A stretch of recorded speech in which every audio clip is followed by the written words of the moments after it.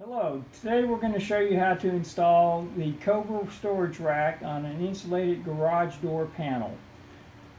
First you'll need a standard cordless drill with a hex adapter, and you'll need number 8 hex head self-tapping screws.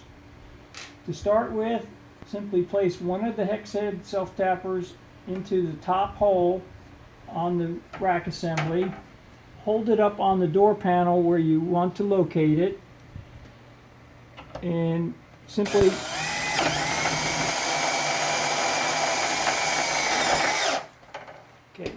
once the first one is in, it will hold it in place. At that point you can align it so that it is truly vertical.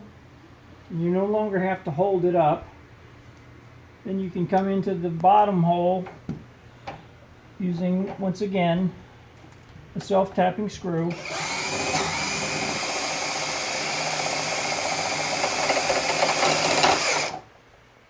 Okay, now it's pretty secure. There's two other holes that we recommend you do put screws in.